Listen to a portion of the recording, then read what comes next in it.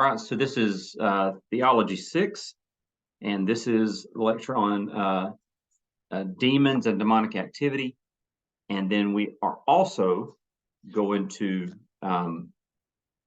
look at Genesis chapter 6, verses 1 through 4, and we're going to see if we can figure out who that passage is talking about. The passage on the Nephilim or Nephilim, depending on how you want to say it. So we're going to do three things in this lecture. We're going to discuss the nature of demons, 1, the activity of demons, 2, and then Genesis 6, 1 through 4. Like last week, there's a lot of biblical passages that I'm going to reference. I'm going to read several of them, but I'm not going to read all of them. And so, if you want to jot them down in your notes or whatever, obviously if I just rattle a passage off and you want to write it down, stop me and I'll repeat myself. So let's talk about the nature of demons. What do we know about the ontologically, if you will, what demons are? So Revelation 12, verses 3 through 4, and 12, 7 through 9 are really the only sort of what I call the semi-definitive biblical text that says Satan has angels. So Revelation 12, 3 through 4, and 7 through 9. I'm just going to read those. And a great sign appeared in heaven, a woman clothed with the sun, with the moon under her feet, and on her head a crown of 12 stars. She was pregnant, and she was crying out in birth pains, in the agony of giving birth. And another sign appeared in heaven. Behold, a great red dragon, with 7 heads, 10 horns on his head, 7 diadems. His tail swept down a third of the stars from heaven and cast them to the earth. And then 7 through 9. Now war arose in heaven. Michael and his angels fighting against the dragon, and the dragon and his angels fought back. But he was defeated, and there was no longer any place for them in heaven. And the great dragon was thrown down, that ancient serpent who was called the devil and Satan, the deceiver of the whole world. He was thrown down to the earth, and his angels were thrown down with him. So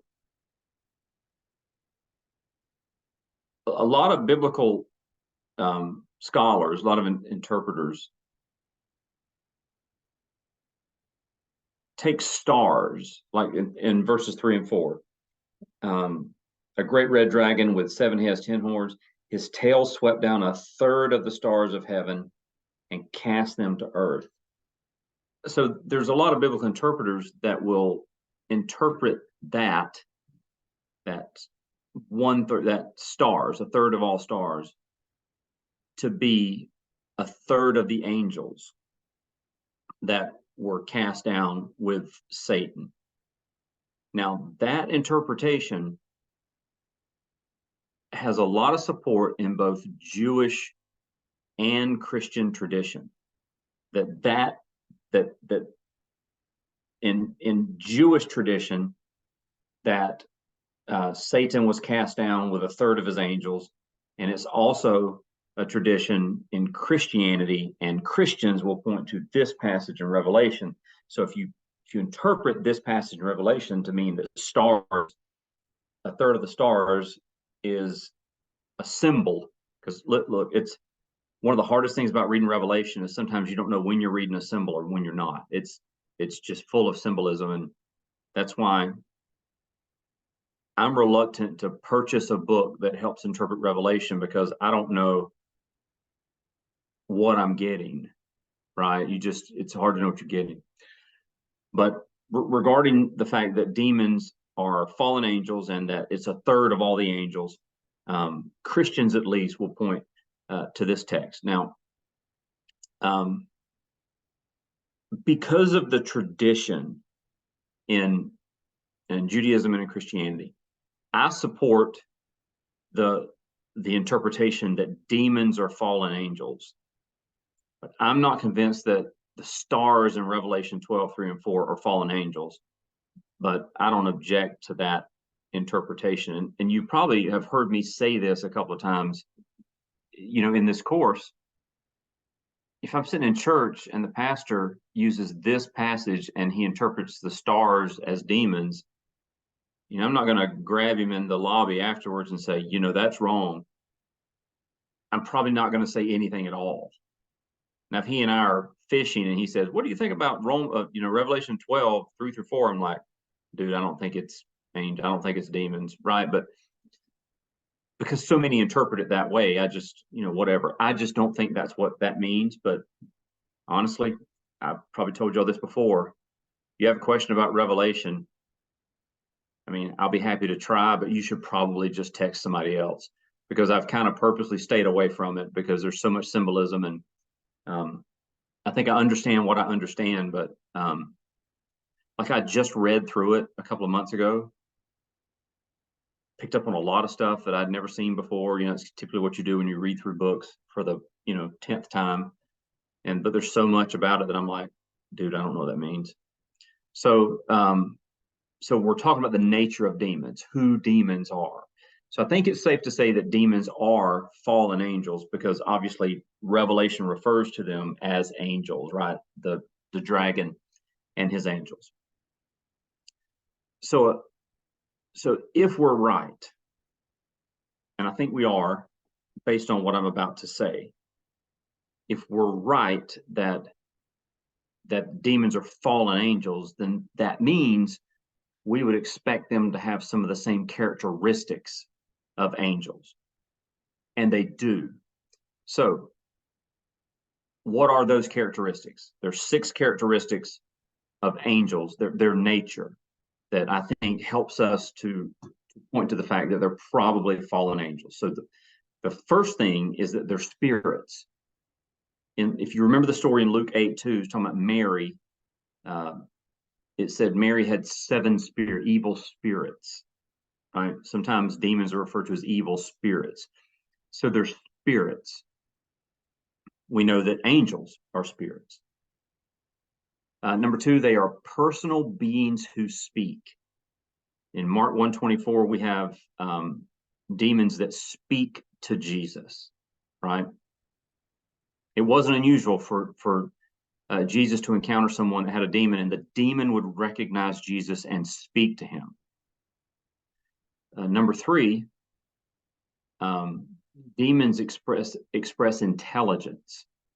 So Luke 4:34, they know Jesus's identity. Jesus, or Son of God, what do you have to do with us? Right? They knew who he was. They were intelligent. So they're spirits, they're beings who speak, they express intelligence, but they're not omniscient, right? Angels are not omniscient. Well, neither are demons. If you remember the story from Acts chapter 19, the 7 sons of Sceva who were trying to cast out demons, it's one of the funniest passages in the Bible to me. They're trying to cast out demons, and the demon just beats them up.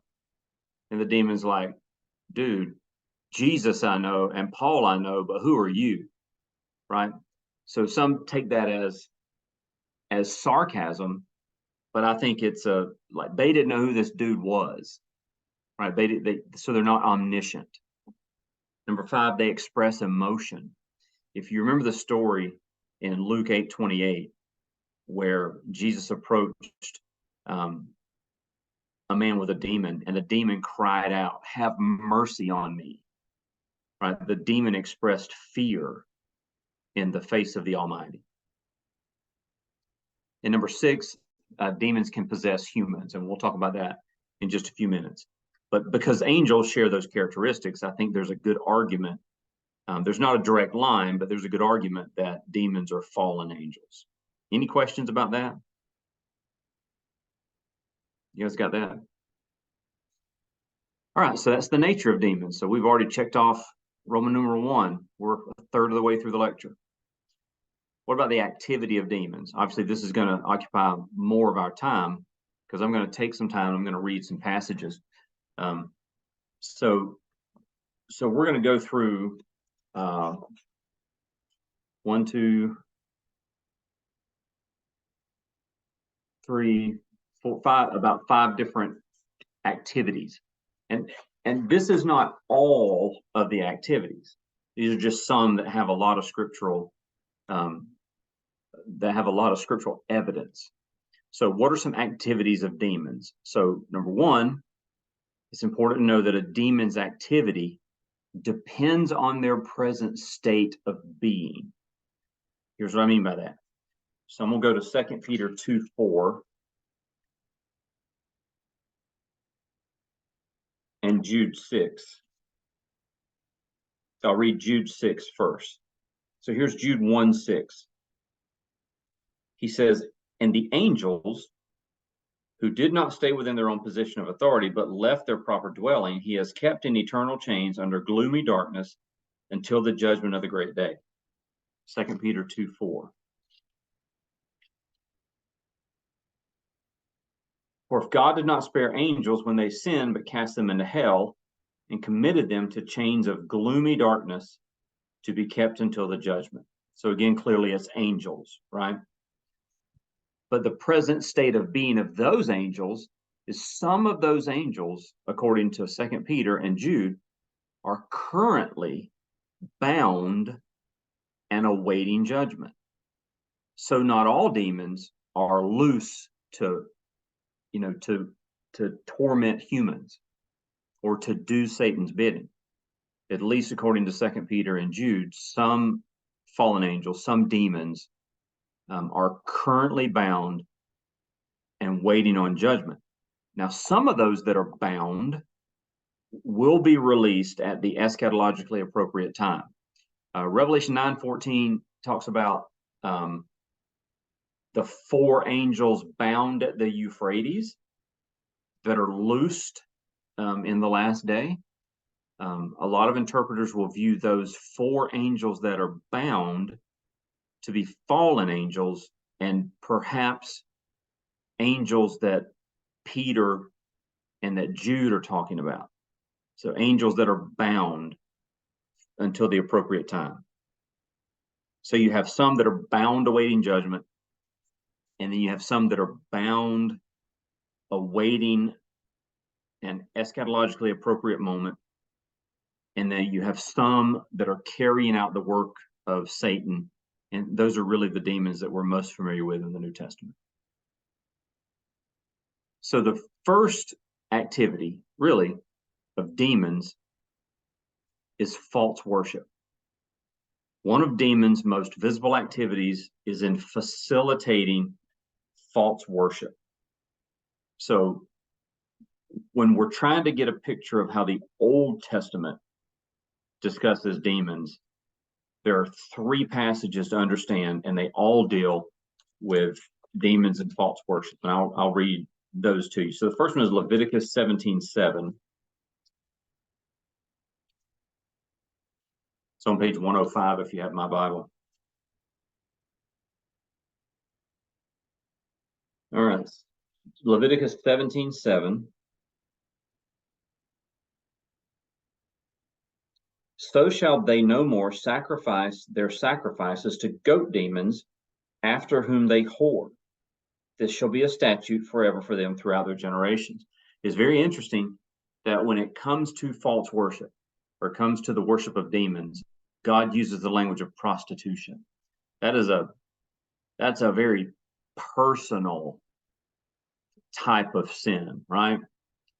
So really the first interaction we have with demons in the Old Testament, it's related to false worship. Same thing shows up in Deuteronomy 32.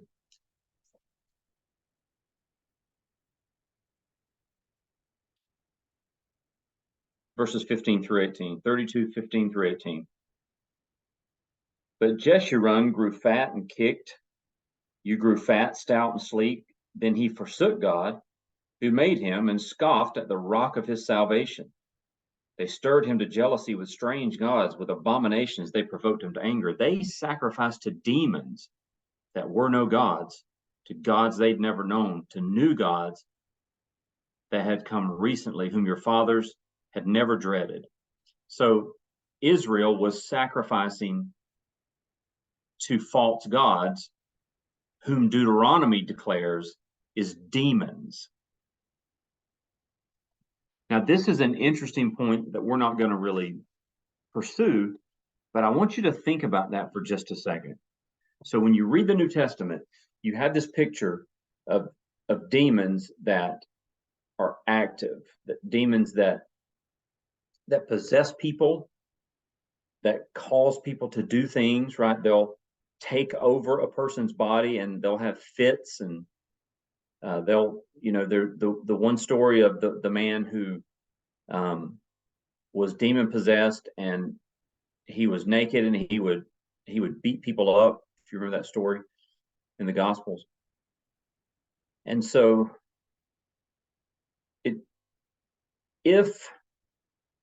and we believe the Bible is true, but if this is true, that any false god is a demon, then is it so hard to believe that if people are worshiping a false god, and that false god is a demon, that demon could not do things to simulate a manifestation of divinity by either possessing someone or appearing or speaking, right? So God says if you worship any god with a little g besides him, then you're worshiping a demon, according to Deuteronomy 32. And then the third passage is in Psalm 106, and it's similar to Deuteronomy 32. I won't read it, but again, Israel was performing child sacrifice to demons. This is the god Molech, and people still worship Molech today. That's a real thing. That's not an Alex Jones InfoWars thing.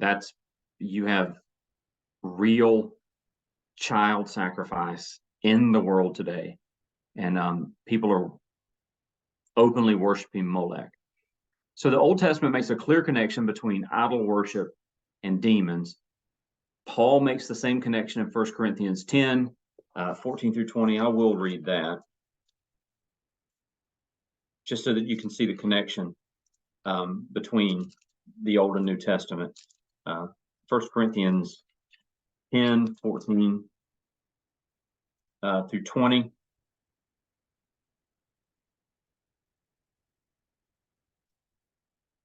Let's see.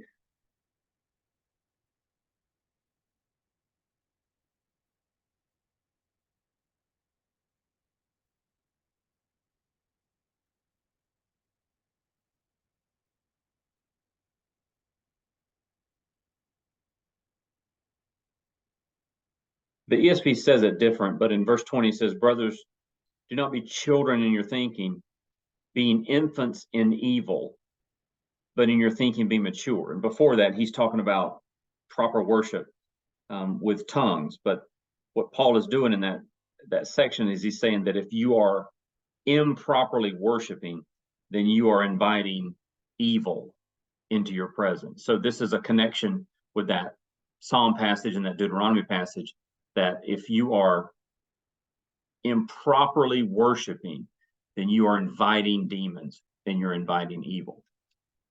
So that means that demonic activity is really the root of all false religions. Now, I teach a world religions class to college students, and this is really top of mind for me because we start out with Hinduism, Buddhism.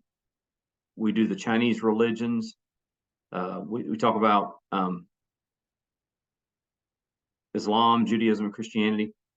And so, it's kind of top of mind for me that as a Christian who believes the Bible, with the exception of Buddhism, really,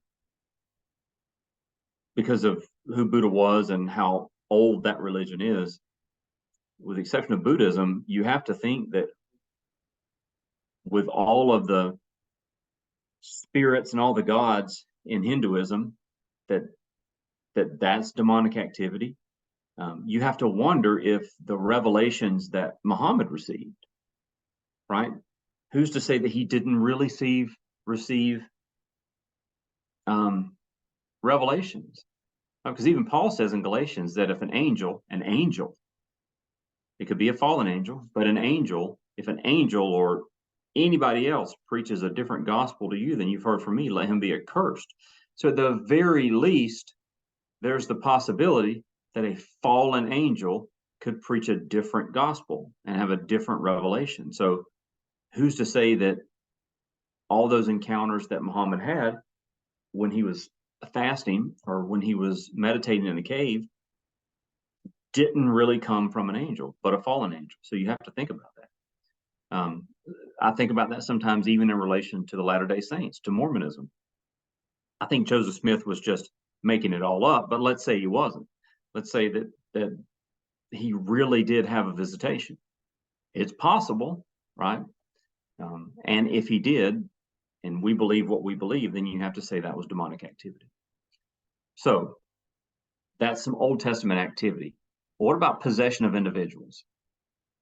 So there are no definitive examples of demonic possession or exorcism in the Old Testament.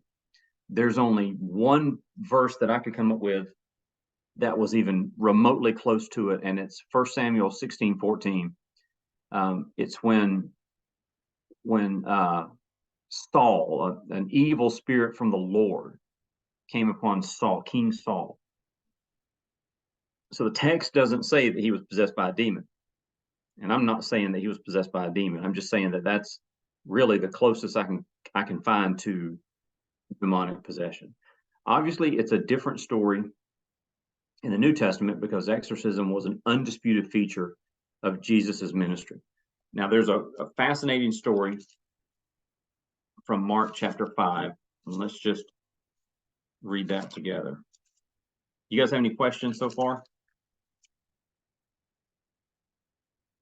Kept you for an hour and 20 minutes last week, so I'm gonna make sure I try to keep it to an hour tonight.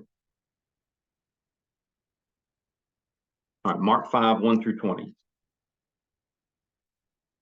They came to the other side of the sea, to the country of the Gerasenes. And when Jesus had stepped out of the boat, immediately there met him out of the tombs a man with an unclean spirit. He lived among the tombs, and no one could bind him anymore, not even with a chain, for he had often been bound with shackles and chains. But he wrenched the chains apart and broke the shackles in peace. No one had the strength to subdue him. Night and day among the tombs and on the mountains, he was always crying out and cutting himself with stones. And when he saw Jesus from afar, he ran and fell down before him, and crying out with a loud voice, he said, "What have you to do with me, Jesus, Son of the Most High God? I adjure you by God, do not torment me." For he was saying to him, "Come out of the man, you unclean spirit." And Jesus asked him, "What is your name?" He replied, "My name is Legion, for we are many." And he begged him earnestly not to send them out of the country. Now, a great herd of pigs was feeding there on the hillside, and they begged him, saying, "Send us to the pigs, let us enter them."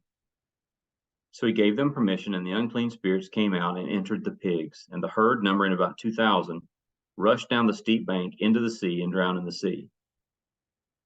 That's 2,000 head of livestock that just runs off a cliff that some dude's got to explain to his boss. So this thing happened today.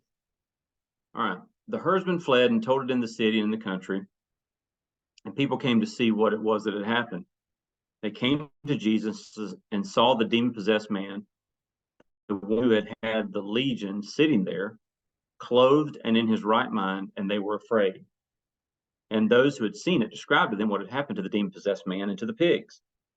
And they began to beg Jesus to depart from their region. As he was getting in the boat, the man who had been possessed with the demons begged him that he might be with him. And he did not permit him, but said, "Go home to your friends and tell them how much the Lord has done for you and how he has had mercy on you." And he went away and began to proclaim in the Decapolis how much Jesus had done for him, and everyone marveled. So that's one of the most fascinating stories in the Bible, and it gives us quite a bit of information about demons. And it's also, by the way, a beautiful picture of the gospel. The man was powerless to heal himself. The methods devised by humans were not able to save this man. Jesus crosses the chasm specifically for this one individual who was not even one of his own people, delivered the man, and then commissions him to tell everybody else what he had done for him. That's the gospel. Now, I've said this to other students in other classes, and this is just a freebie. This little trivia won't be on the test. When you read through the miracles of Jesus and you're wondering, why did Jesus do that thing? What I would like for you to do is I would like for you to read through Jesus's miracles and see where you can find the gospel in every miracle. Even his first miracle, turning water to wine, that's a picture of the gospel. The clay pots for purification, they were symbols of the old law, filled with water for people to ritually cleanse themselves, but they really weren't getting clean because everyone was dipping their hands into them and they were dirty. And Jesus says, fill those pots with that dirty water. And he turned it into the best wine anybody had ever had. He took the dirty wine in the dirty pots and changed it into something clean. It's the gospel. So when you read through these miracles, see if you can find the gospel, including these demonic possessions. So they possess individuals. That's one of the activities. The last activity is that they wage war against the unfallen angels. We've already read some of it, but in Revelation 12, 7 through 9, we have war in heaven where Michael and his angels fight a war with the dragon and his angels. Now, there are other things that demons do, but we're just not going to discuss them in this class, but deceiving believers is a big part of it through false religion. That we can see instances of that. Paul sort of addresses it in 1 Timothy chapter 1 and verse 5, or chapter 1 and chapter 5. But those are really, when we survey the Bible, that's sort of the main activities that we see demons engaging in. And I did a lot of talking there, but essentially these are the activities: false worship, possession of individuals, and waging war against angels. Those are the main activities that you see. And the activities are based on the present state of being of the angel or the demon. They could either be bound waiting judgment, bound waiting to be released in some future time, or they could just be sort of, sort of free roaming demons that Satan is using. And those are the ones that we see Jesus encountering in the New Testament. Any questions about that? All right, you have a Bible. Why don't you go ahead? Let's turn to Genesis. And let's look at Genesis chapter 6, verses 1 through 4.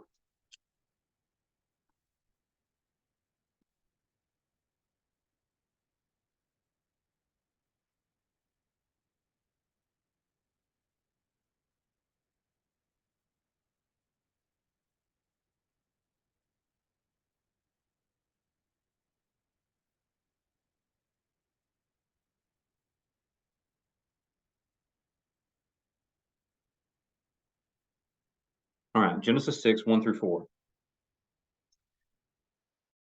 When man began to multiply on the face of the land, and daughters were born to them, the sons of God saw that the daughters of men were attractive, and they took as their wives any they chose. And the Lord said, my spirit shall not abide in man forever, for he is flesh. His days shall be 120 years. The Nephilim were on the earth in those days, and also afterward, when the sons of God came in to the daughters of man, and they bore children to them. These were the mighty men who were of old, the men of renown. So this is one of the most difficult passages in the entire Bible to get a proper interpretation of. And the reason we're talking about it is because it's often associated with demons. It's often associated with fallen angels. Now, the challenge to properly interpreting Genesis 6, 1 through 4 is correctly identifying who the sons of God are, who the daughters of men are, and who the Nephilim are. So the passage, just in context, follows the story of murderous Cain, right? Cain killed his brother Abel. By the way, do you guys know why Cain killed Abel? Aside from the fact that he was jealous?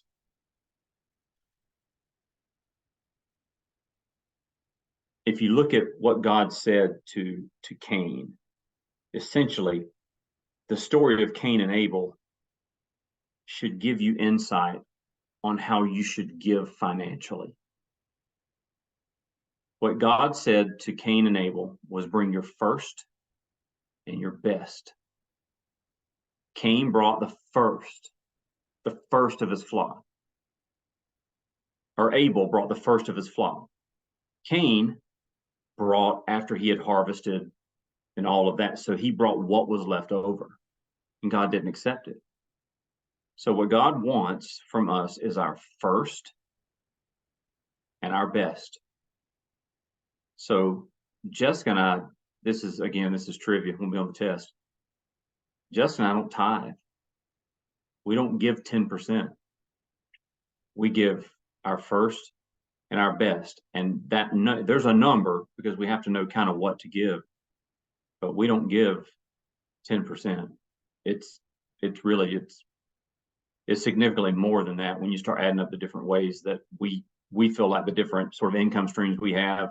Like I give a certain percent of teaching, or the book that I wrote, if people buy books, I give a certain percentage of that. And then, obviously our regular paychecks. But if you're looking for a biblical way to give, read the story of Cain and Abel, because the biblical mandate is to give your first and your best, whatever that is, whether it's the widow's mite, right? Remember that story? All she had, here it is, or whether it's to the rich young ruler, sell everything. All means all, everything means everything. Sell everything you have and give it to the poor, or whether it's give 10%, right? It just, so whatever your first and best is. So anyway, all right. So this story in Genesis follows that. It follows that story of Cain and Abel. And it also follows the story of Lamech, who was Cain's descendant, who was even more murderous than Cain. So Genesis 6, 5, so you have creation, the fall, expulsion, Cain and Abel, right? And then you have chapter 5, which is it's called a table of nations. Have you guys taken any Old Testament classes? Do you know why you see these table of nations in Genesis? You guys know about that? Josh, did you shake your head yes or no? Come off mute and tell us what that is. If you don't remember, that's fine.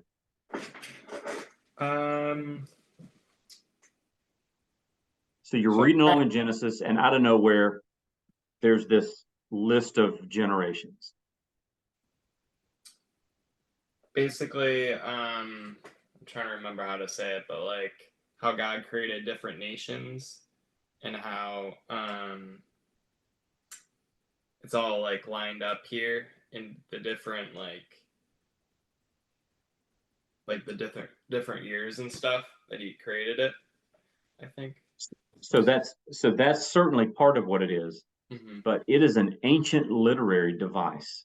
So if you're reading along in Genesis, and you really only see it in Genesis, but this is why Matthew gives a genealogy as well, because Matthew was Jewish. So it's called a Toledoth statement, Toledoth, Toledoth statement. So in Genesis, if you're reading along and you see a genealogy, it's an ancient literary device called a Toledoth statement, and a Toledoth statement always precedes a miracle. So if you read through, you get to Genesis 5, Toledoth statement, What is Genesis 6? The flood. You read along and you get to Genesis 10, you have a Toledoth statement. Genesis 11 is the Tower of Babel. So it's a literary device. So if you've ever been reading through Genesis, you're like, why? It's an ancient literary device to reset everything before the miracle. That's all it is. So there you go. That's like 3 things that's going to win you the trivia night at Applebee's that you just didn't know that you were going to get tonight. All right, so let's stay focused. It's 8:44. If Jenny would quit like sharing all this trivia, we would already be through this, but whatever. All right, so you've got Cain and Abel. You've got Lamech, who is even more murderous than Cain. And sandwiched between Cain and Lamech and the flood, you've got this 6:1-4 that talks about the sons of God, daughters of men, and Nephilim. So there are 3 interpretations to who the Nephilim are. There are 3 main interpretations. So the first interpretation is that these are sociologically mixed races, meaning you had male aristocrats. Aristocrat was a Disney movie. You had male aristocrats who married female commoners. That's pretty funny, isn't it? All right. So you had sociologically mixed races. So the sons of God are princes. The daughters of men are women who are sort of beneath their station socially. And they produced these men who were Nephilim, who were heroic warriors. That's one interpretation. The other interpretation is cosmologically mixed races. This is a very popular interpretation that believes that that this is a story where fallen angels rape human women and the offspring are super men. Job 1:6-12 uses the phrase sons of God when the sons of God came before God to, blah, blah, blah, blah, blah. Job 1:6-12 uses that phrase, right? So it is a very popular interpretation that the Nephilim are the offspring of demons and women. And you're probably about to hear noise because I think my wife and daughter are about to come in. The third interpretation of this passage is that these are religiously mixed races. So under this interpretation, you have, so if you think about, and I'm not going to read it, but if you think about Adam's descendants, if you look in Genesis chapter 10, right before the Tower of Babel, the Toledoth statement that's listed there, the genealogy that's listed there, really covers the generations of 10 great men who descend from Adam and follow the line of Seth. Seth was considered to be a godly man, and his lineage were godly men. So this third interpretation that this is religiously mixed races says that godly Sethites married worldly Canaanites from the descendants of Cain. St. Augustine held this view, as did a lot of the early church fathers. So the Nephilim are not logically connected to the sons of God under this interpretation, and the daughters of men are mentioned for historical context. So you have 3 interpretations, right? We're just going to go ahead and put the first interpretation to bed, that they're sociologically mixed races. I just don't know. You don't really have enough information to make that to make that interpretation. Then you have the second one, which is that it's cosmologically mixed races, where demons came down and had sex with human women. And then the third is religiously mixed races. So my interpretation of Genesis chapter 6, 1 through 4, is that it is religiously mixed races. And I'll tell you why. I don't believe that this is demons procreating with human women. Number one, angels can't marry. Jesus said that there's no marrying. You know, the angels don't marry. And it says here in Genesis chapter 6, it says that these sons of God married these women. Number two, angels are spirits, they're not flesh. We don't have any information anywhere in Scripture that suggests angels can procreate. They do not seem to be biologically engineered to procreate. Now, this doesn't mean that demons can't noticeably possess men who marry, but that would not produce a super race of men, right? Number three, verse 2. Let's read verse 2, 6:2. The sons of God saw that the daughters of man were attractive, and they took as their wives any they choose. Verse 2 does not indicate rape, which is what you would expect a demon to do. All of our knowledge of demons from the Bible indicate that they ravage and abuse humans. We don't have any indication of any demon possession in Scripture when the person who was possessed displayed any virtue.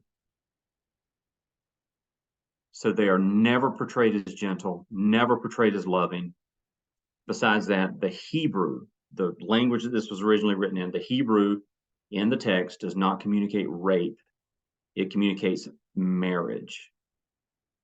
So I believe that the Nephilim are clearly human.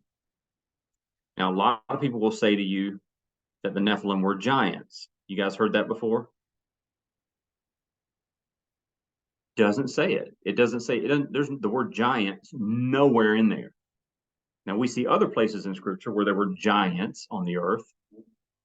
This text does not identify Nephilim as giants. It's obscure. Nephilim doesn't mean giant. People sometimes will interpret Nephilim as giant, like maybe it's a synonym for giant. Unfortunately, we don't have enough information to say. We don't know. The reason you see the word Nephilim there and not some translation of Nephilim is because we don't know what the word means.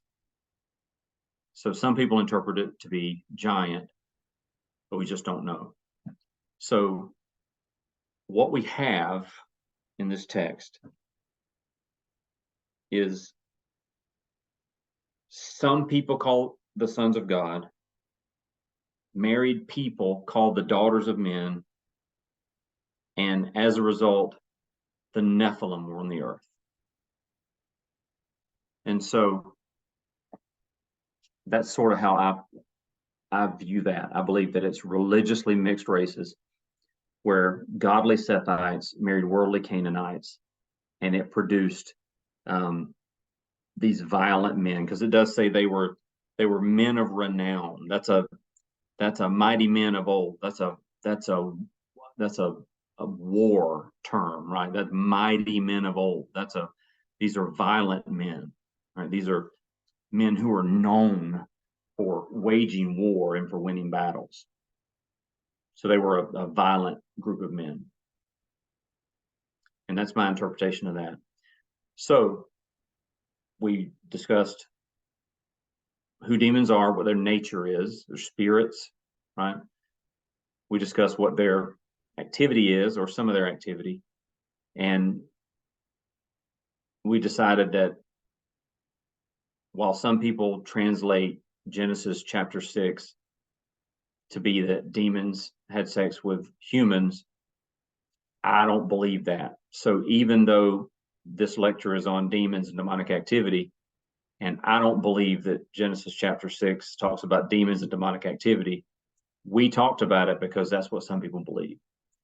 Now, if you believe that, you have just as much evidence as I have for my position. If you believe that Genesis chapter 6 is demons, because you can't draw a straight line to it. You just have to infer. So, any questions or comments about this lecture?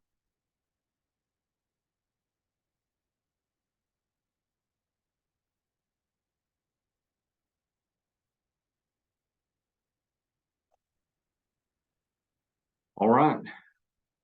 Well, you get 5 minutes of your life back, and we'll stop recording.